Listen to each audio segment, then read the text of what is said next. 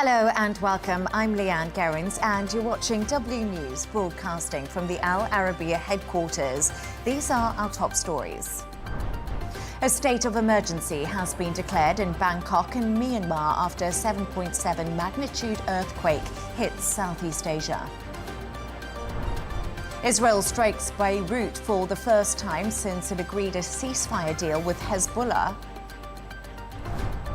Canada's Prime Minister Mark Carney has said the era of deep ties with the US is over after Donald Trump's sweeping tariffs on car imports.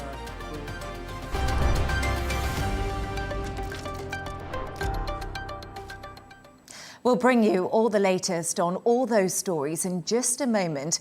But first, it's the Washington group chat everyone has been talking about this week, and the one you were never meant to know anything about. Dubbed Signalgate, the confidential conversations between some of the most senior members of Trump's team, including his vice president and secretary of defense, were leaked by The Atlantic magazine. That's after National Security Advisor Mike Waltz added its editor, journalist Jeffrey Goldberg, to the group. Sensitive messages, including the US attack on the Houthis and the cabinet's opinion of Europe, have been made public for all the world to see, with reporters asking members of the Trump administration who should take responsibility for the scandal. Sky News US correspondent Martha Kelner asked Republican Representative Marjorie Taylor Greene. This was her reaction. Anybody else? Should the Defence Secretary and the Vice... Wait, what country are you from? The UK. Okay, we don't give a crap about your opinion and your reporting. Why don't you go back to your country where you have a major migrant problem? Okay, do you care? No. You should care about your own Okay, borders. do you care about American lives being put at risk? Let me tell you something. Do you care about people from your country? What about all the women that are raped by migrants? Do you care about American... No, do you care? Okay, do you care about American lives being put at risk? About service members fighting for your country? I don't care about your Vice President and your Defense Secretary? Yeah, this is an American journalist. Thank you. Yeah, I'm American, and I'd like to hear your answer to what she's asking. I'm not answering her question because I don't care about her network. If you would like to ask, I can answer.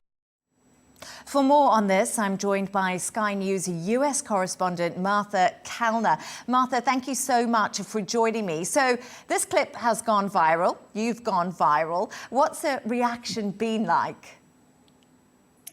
I think a mixed reaction, but I've been heartened by a lot of positive messages. You know, I've had messages from hundreds, thousands of Americans saying that they were embarrassed by the way that Representative Marjorie Taylor Greene handled my questions there. A lot of people believe that these are legitimate questions that a elected representative for the United States should be able to answer. And I think a lot of people just saying that they're embarrassed that this encounter took place, you know, within the corridors of the Capitol building, one of the United States' most hallowed institutions. And there she is shouting at me, jabbing her finger in my face. And I guess there's that point of view. And then a lot of people, you know, are invested in Make America Great Again politics and saying, you know, she has a point. You should go back to your own country. So I would say a mixed reaction, but the majority of messages, certainly that I've had, have been positive, have been people saying, you know, this is a very serious security issue, that these were you know, the people at the very highest level of Donald Trump's government discussing attack plans on a Signal group chat, which they invited a journalist to. And that presents, you know, very serious questions about whether this was the only instance of this happening, whether there are other Signal group chats taking place to discuss matters of national security. So, you know, I think a lot of people just saying that Marjorie Taylor Greene should have offered more straightforward answers to my questions. Martha, let's just chat about the Signal group chat scandal. It doesn't appear to be going away, but it seems like Trump's top team has really, you know, grounded rags. They're not saying anything. It doesn't seem like heads are going to roll. Do you think this is going to carry on until there are repercussions for those in the group?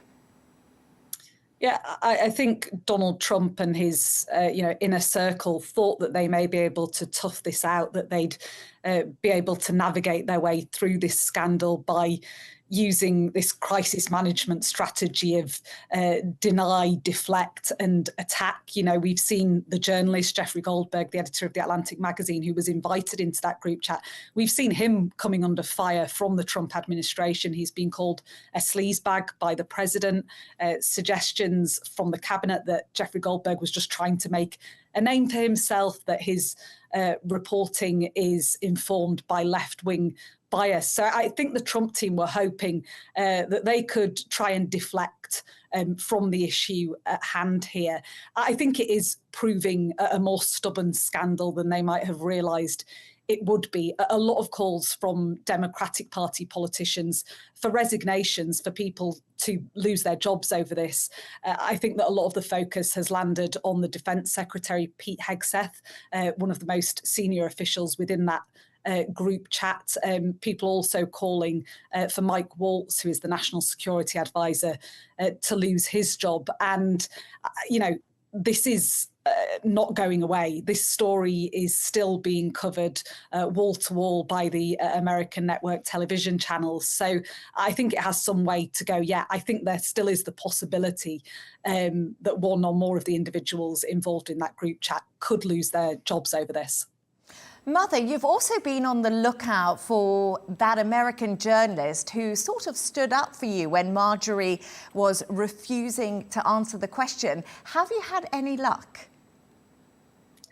Not had any luck in finding him, which is quite unusual because, you know, it has gone so viral, this encounter, that I thought there might be, you know, at least some messages identifying this journalist. It's funny because at the end of my face-off, I guess you call it, with Marjorie Taylor Greene, I went back to try and find that journalist to thank him, because actually it is really heartening when you have that sort of back and forth with a politician or anyone really that's so heated. I was so encouraged that he did come to my defence, and you heard him say there, I'm an American and I want to hear the answer to her question. So it would be great to find him, to thank him, because, you know, it's good to have a level of solidarity when elected officials are refusing to answer your question because of something as simple as where you come from or what organisation you represent. It is really helpful to have someone to back you up, to continue asking those questions that demand answers. You've been in Washington the past week. It's such a polarizing time for the US, as we've just been discussing, especially under the Trump administration.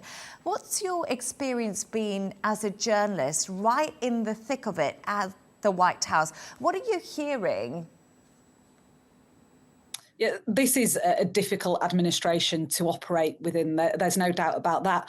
On the one hand, Donald Trump is very open with journalists. You know, almost every day he makes himself available to journalists on camera, speaking to print journalists as well. And certainly there is more access to him than you had certainly with the last administration, the Biden administration. But this is a difficult climate for journalists to operate in, not just because of the rhetoric.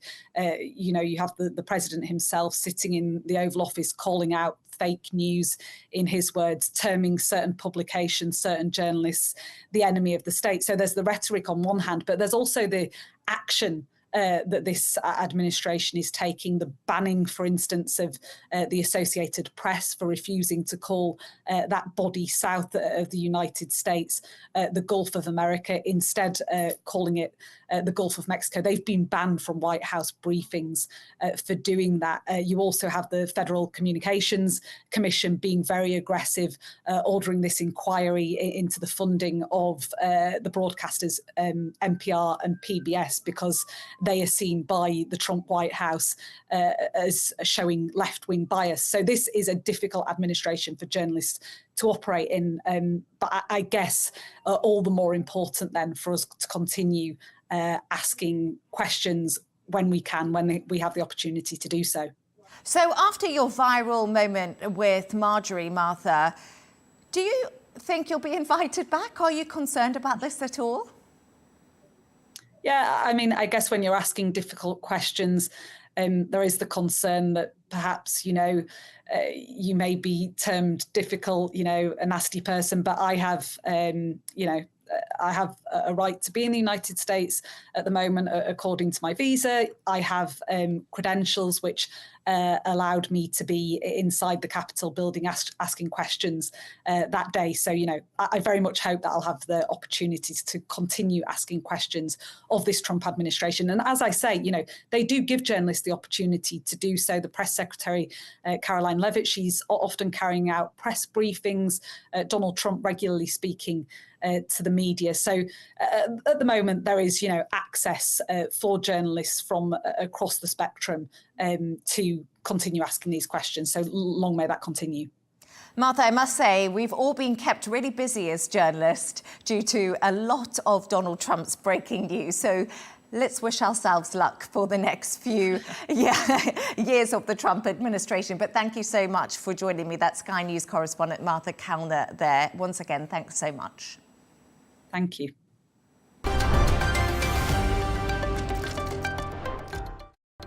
A state of emergency has been declared in Bangkok and Myanmar after a massive earthquake hit the region, with the shocks being felt hundreds of miles away.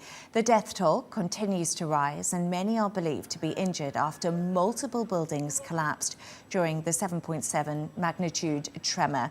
Here's what some eyewitnesses had to say. I was on the sofa and I was feeling like, there was a slight sway, and then I could hear a bit of a whooshing sound from the windows, but it was unusual because everything was supposed to be closed. Then I got up and then I felt myself swaying a little bit, so I thought, okay, this is not quite normal. And just as I was about to start taking things, the shaking was really intense. For a split second, I did think, should I go under the table? But then I thought, maybe not. I'll just take everything and run down the stairs, which is what I did. So, 15 flights of stairs. I was sitting in an apartment that I rented. I just had lunch, and suddenly everything started moving around, and I was looking what was happening first. I had no idea. So I thought I was fainting because everything suddenly shaking just a little bit, and then when you feel harder, and I was turning to my boss and I was like, do you feel the same thing? And she's like, yeah, I thought it was me. And then the light started to fall off the floor, the ground, and then we ran down to the building from 25th floor. Can you imagine that? Don't come to Thailand.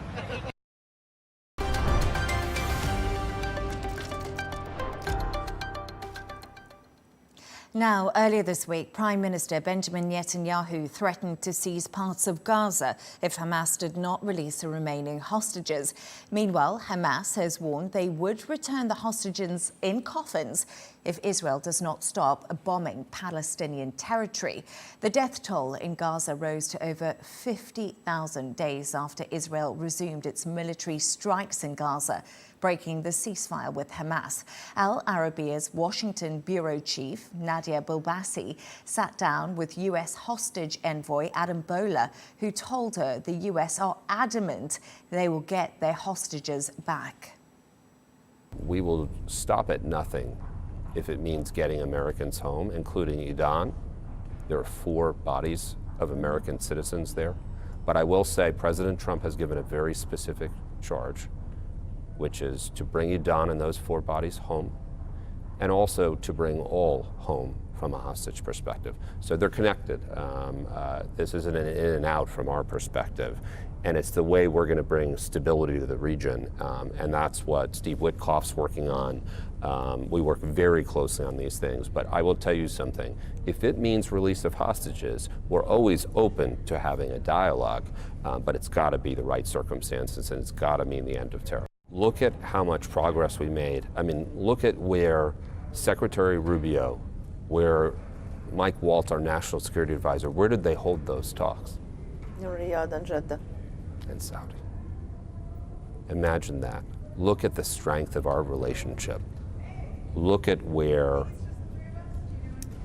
MBS has taken Saudi and the progress that it's made, and the strength it's built, and that's because of his leadership, and having those talks there is recognition of Saudi's partnership with the United States, the durability of things like Abraham Accords building, and a commitment to ending terror together. And so, I mean, the region has been very effective. We've worked very closely with the Emiratis.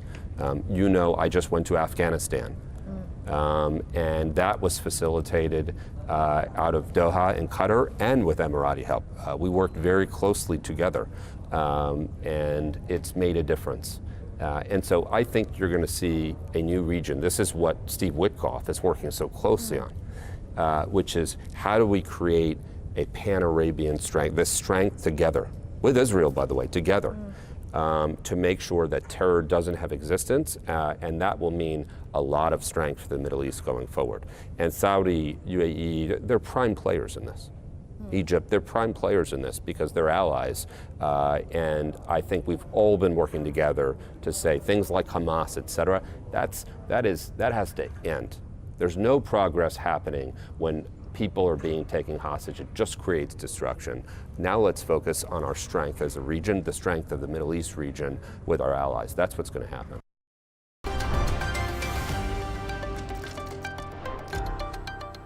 Israel struck Beirut earlier today for the first time since a ceasefire deal was agreed with Hezbollah back in November. Israeli forces targeted a drone storage facility belonging to Hezbollah, seen as a stronghold for the group. Israel's army has issued a warning on X, telling people to leave the Beirut suburbs as it promised to hit back after strikes from Lebanon. For more on this, I'm joined by Joel Rubin, former Deputy Assistant Secretary of State for the United States. Joel, thank you for joining me. So this is the first heavy bombardment since a truce deal in November ended a war between Israel and Hezbollah. We've also seen US-Israeli strikes on the Houthis. Is this a clear warning to Iranian proxies in the region? Yeah, Leigh Ann, it's great to be with you. And I think it's very clear at this stage that President Trump is fully backing Israel's moves against the Iranian proxies, and the United States ourselves. We engaged the Houthis directly. And of course, as you know, in Washington, there's a big furor over the signal gate. It's being called in a discussion amongst the national security leaders of the country on signal about the attacks on the Houthis. But what's made clear from that is that the United States is going to engage and attack if necessary to protect our interests as well. So that's the dynamic, and Iran needs to pay attention to this because it does not hold a lot of cards when it comes to American and Israeli military action right now. We know the truce deal between Israel and Hezbollah has pretty much been on shaky ground due to two cases of outgoing fire from southern Lebanon. What does this mean for the ceasefire between these two parties? So, Leigh Ann, as you recall, the vision for that ceasefire was to try to empower the Lebanese government to fully control all of its territory and to push Hezbollah ultimately out of having any meaningful military role in Lebanon. And I think that's still the goal.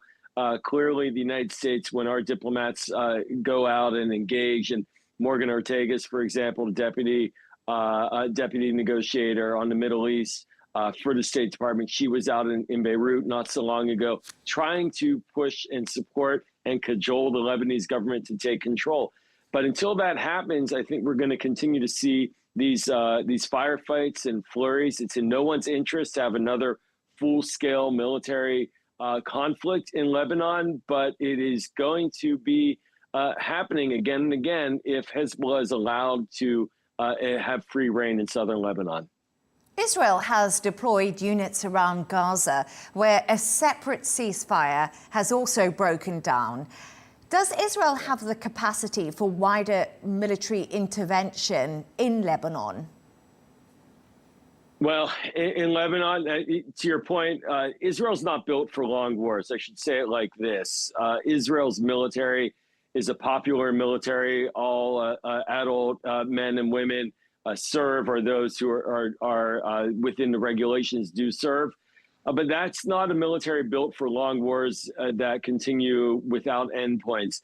And so to get a second front in Lebanon while also a major front in Gaza, that would not be received very well amongst the Israeli population.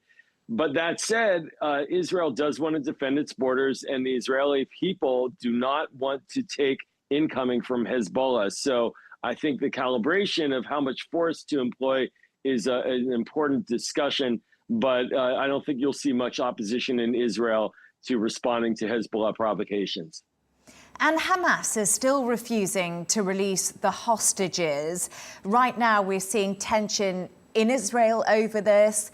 What is the pressure like in Gaza towards Hamas? Because obviously Israel want their hostages back, and they said they're not going to stop until this happens.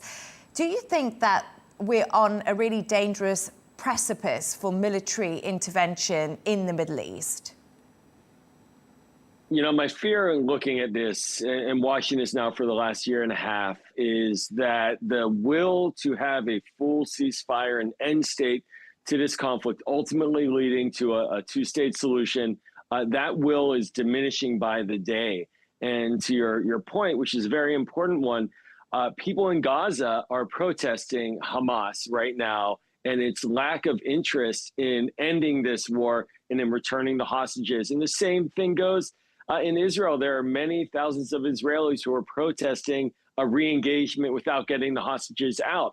So there's a lot of nervousness in the populations, but at the political level, they still have not made the full final decision about how to end this and move forward to an ultimate end of the conflict that provides peace and security for both the Israelis and the Palestinians. And so in the meantime, more military action and less humanitarian aid into Gaza and more continuation of the hostages under the tunnels, in the tunnels in Gaza, seems to be what will be happening as American diplomacy has not yet found a solution to get onto this phase 2 of the ceasefire. Joel, can I have one very quick final point on Signalgate? Should heads roll? I do think so. I think that ultimately we're going to have to see a change in some of the leadership, the loss of confidence in the American national security community amongst our uniformed members, service members, as well as severe. People don't like to see double standards in terms of how they're treated. If this were a regular military officer communicating in such a way, they would be stripped of their command and likely fired. Joel Rubin, former Deputy Assistant Secretary of the United States, thank you so much for your insights this evening. Thanks, Leigh Ann.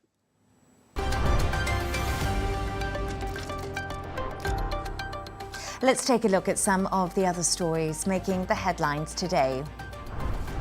US Vice President J.D. Vance and his wife Usha have travelled to Greenland today alongside National Security Advisor Mike Waltz. Greenlanders have had mixed feelings over the high-profile visit as takeover talks over the territory grows. Australia will head to the polls on the 3rd of May after Prime Minister Anthony Albanese called for a national election. Albanese's party won the majority of the vote in 2022. However, recent polls show a close tie between the Labour Party leader and the Liberal National Coalition. A 5-week election campaign will now follow, which is expected to be dominated by the cost of living crisis. Now, Buckingham Palace has said King Charles spent a short time in hospital yesterday after experiencing temporary side effects during his cancer treatment. It said the King returned to Clarence House, where he was continuing to work on state papers and make calls from his study. The palace first announced his cancer diagnosis in February 2024. Authorities in Egypt are questioning the crew of a tourist submarine that sunk yesterday and killed 6 passengers. 39 passengers and 5 crew members were rescued from the Sinbad vessel, which sunk in the Red Sea.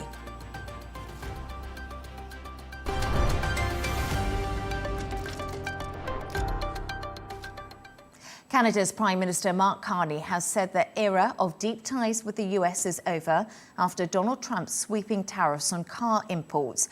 He warned Canadians that Trump has permanently altered relations and that there will be no returning back. Other governments around the world have also criticised the tariffs and threatened to retaliate. For more on this, I'm joined by Paolo von Schirach, the president of the Global Policy Institute and professor of political science and international relations at Bay Atlantic University in Washington. Paolo, thank you so much for joining me. Both economies are extremely intertwined. What impact will Trump's latest tariffs have on the US and Canada? Well, this is really unprecedented. There have been in the past, issues between the countries which were related to trade. There is an issue about dairy products from Canada, or rather from the United States, that face a very high tariff in Canada. There's the issue of the cost of, say, Canadian lumber. But these are issues that have been discussed and debated in the past, but they never brought the House down saying, oh my God, the whole trade relationship between these two countries is destroyed. Now we are in an unprecedented territory, which is accompanied by the rhetoric that everybody knows, whereby, Mr. Trump doesn't take Canada seriously as a country. He said it many times. So we're going beyond trade. And keep in mind, for everybody to have this in context, that the US, Canada, and Mexico are tied together by a free trade area agreement that was renegotiated by Mr. Trump himself, by his team, during his first term. He said that the previous treaty was bad, but the one that he negotiated, that was under his own auspices, was great. Now, a few years later, he says, no, this is not great at all. This was his own work. So it's very complicated. But, the Canadians are taking this, it seems to me, very seriously, and it will have enormous consequences because, America is the biggest market for Canada. No surprise, your neighbor to the south has a population of 340 million people. That means a lot of customers. Canada is much smaller. There's not a lot that, even in terms of capacity, in terms of American products, that Canada can absorb. So here we go. We are in unprecedented territory. And what has been just announced, and that is the tariffs on motor vehicles, will be a huge blow to the bilateral trade and economic relationship. Paolo, Mark Carney has also said Canada will need to dramatically reduce reliance on the US and will need to pivot trade relationships. Carney has pretty much come out swinging here, as you say, unprecedented. And we have seen Trump threaten tariffs in the past, but he hasn't necessarily followed through with them. Do you think this change is permanent, or do you think it's temporary?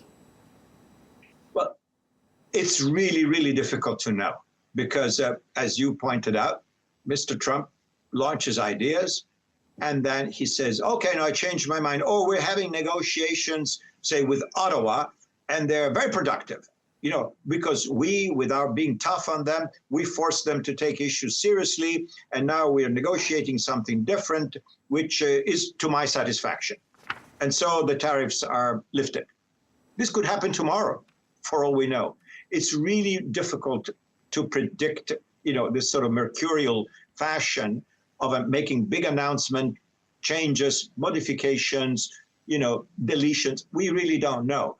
At the moment, it looks very bad. And as you know, this is really across the board. Tariffs against Canada, tariffs against Mexico, now tariffs, regarding the European Union. It's really odd that we are in this situation, keeping in mind these are the traditional, firstly, certainly in the case of Canada and the EU, these are the historic allies of the United States.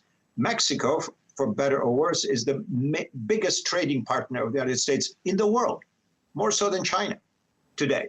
So it's really hard to understand there's some rationale that's been declared by the White House Fundamentally, Mr. Trump says, if we put high tariffs against foreign imports, we will force foreign exporters to the United States to set up business in the United States, put plants in America, produce in America, and so everybody in America will profit because these companies will hire American workers, the products will be made in America, and all will be well.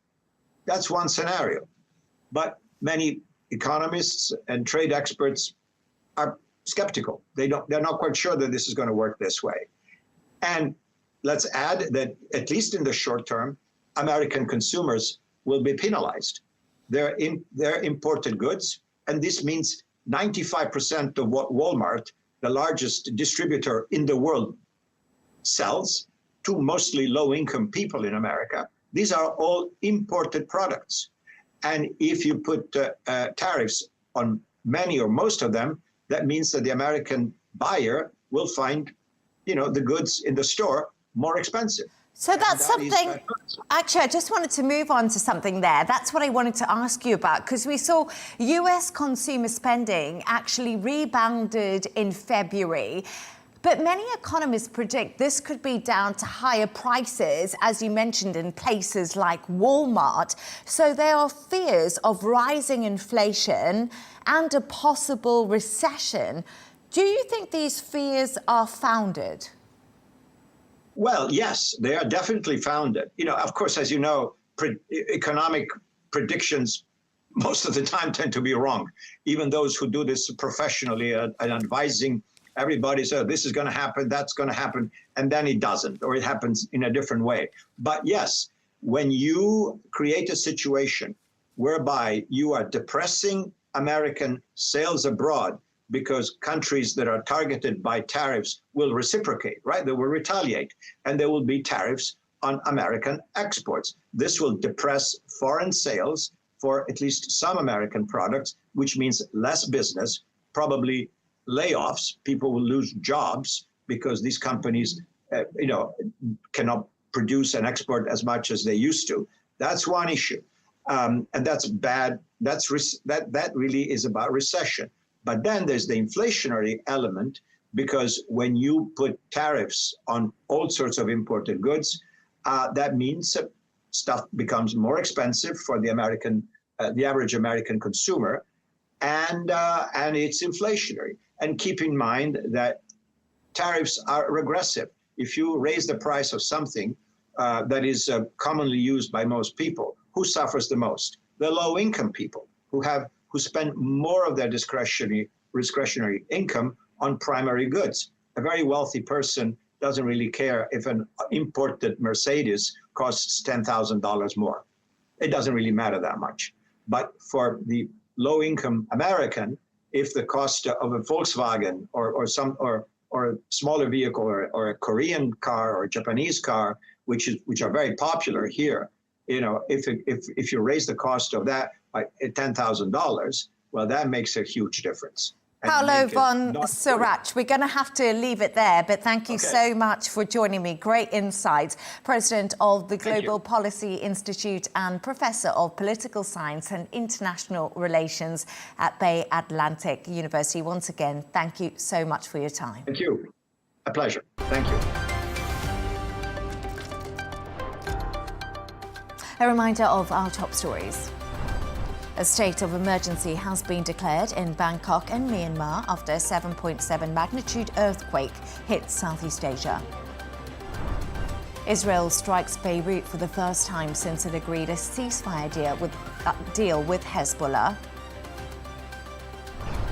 Canada's Prime Minister Mark Carney has said the era of deep ties with the US is over after Donald Trump's sweeping tariffs on car imports.